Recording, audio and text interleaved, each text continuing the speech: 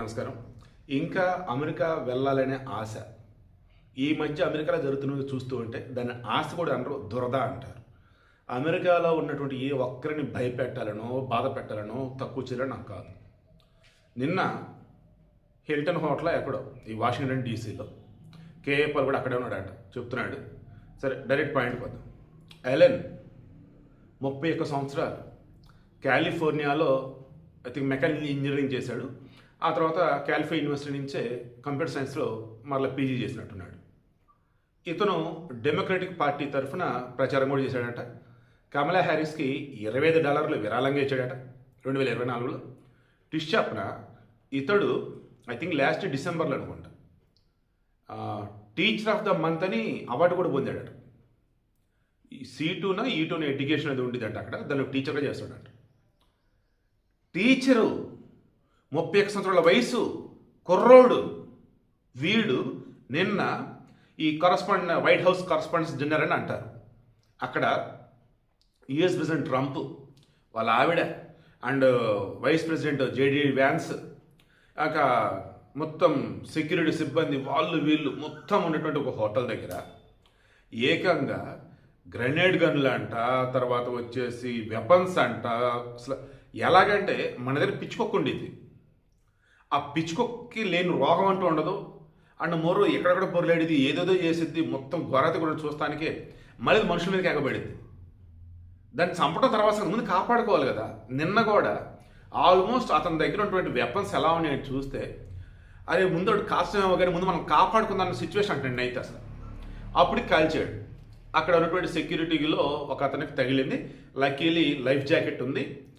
Life jacket అనేది bullet proof, life jacket అంటే నీళ్ళల్లో పడకుండా కదా, సో బుల్లెట్ ప్రూఫ్ జాకెట్ ఉంది. లక్కీలీ సేఫ్, బట్ ఆసుపత్రిలో అడ్మిట్ అయ్యాడు.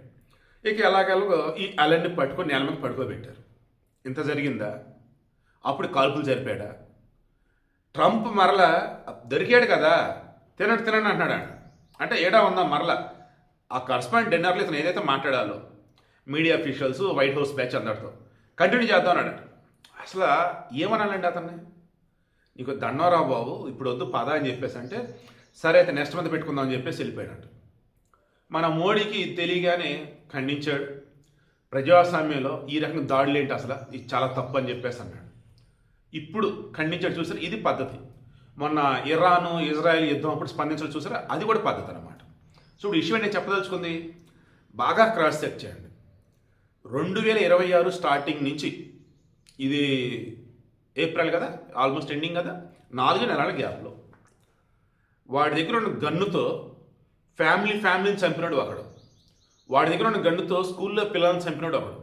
వాడి దగ్గర ఉన్న గన్నుతో రెస్టారెంట్ జనాన్ని చంపినాడు కొంతమంది. వాడి దగ్గర ఉన్న గన్నుతో పార్ట్లో జనాన్ని చంపినాడు కొంతమంది. ఇలా చెప్పుకుంటూ పోతే నిన్న ఈ ట్రంప్ని కాల్చిపోయినాడు ఒకడు. ఇలా అమెరికాలో ఎక్కడైనా సరే అణకువతో కూడి ప్రశాంతంగా ఉంది ప్లేస్ అని చెప్పడానికి అసలు ఏదైనా ఉందా? ప్రశాంతంగా ఉన్నటువంటి ప్లేస్ కూడా అకస్మాత్తుగా కాల్పులు, అణకువ లేకుండా అజ్ఞానంతో ఎట్టబడితే అట్ట. సో అమెరికా ఇక ఎప్పటికీ అగ్రరాజ్యం కాదు, అది అణకువలేని రాజ్యం.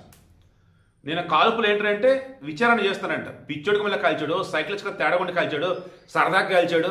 మొన్న ట్రంప్ అన్నాడు కదా, ఇరాన్లోని దీవి పేరు ఏదో ఉండే ఖైరా ఏదో అక్కడ ఏమన్నాడండి, సరదాగా దాని మీద దాడులు చేస్తా ఉన్నాడు.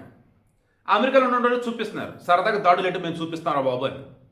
వీటికి మెయిన్ ఇంటెన్షన్ గతంలో చెప్తున్నా, అమెరికా వెళ్ళాలి, పై చదువులు చదవాలి అంటూ వీసాల కోసం ఇబ్బంది పడుతున్న వాళ్ళు ఎవరైతే ఉన్నారో, పుణ్యముడి దాడలైనా మొగలైనా, మీ అన్న అనుకోండి, మీ బాబాయ్ అనుకోండి, లేదా మీ మామ అనుకోండి, ఎలాగైనా అనుకోండి, మీ ఇంట్లో మనిషి అనుకోండి, మీ మంచి కోసం చెప్తున్నా, క్రాస్ చెక్ చేసుకొని చెప్తున్నా.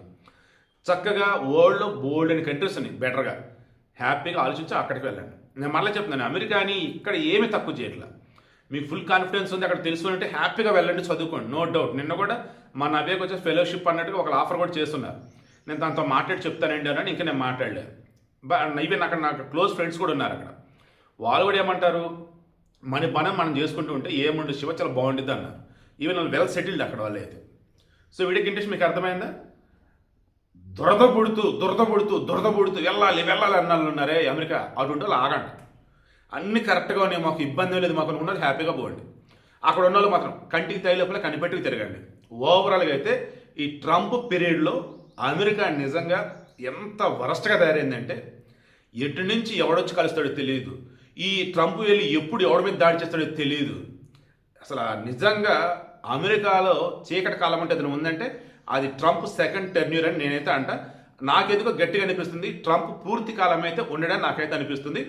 అది ప్రెసిడెంట్గా దిగిపోవటమా లేదు అన్నప్పుడు అకస్మాత్తుగా ఏదైనా జరగటం అనేది ఇక పైవాడికి తెలియాలి.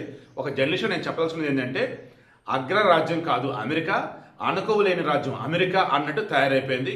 ఎప్పుడు ఎవడో ఎటు నుంచి వస్తాడో కూడా తెలియకుండా ఉంది కాల్పులు జరిపే విషయంలో. మన దగ్గర పిచ్చుకొకలని ఎప్పటి నుంచి ఎటు నుంచి వస్తే తెలియదు, అలా ఉందన్నమాట.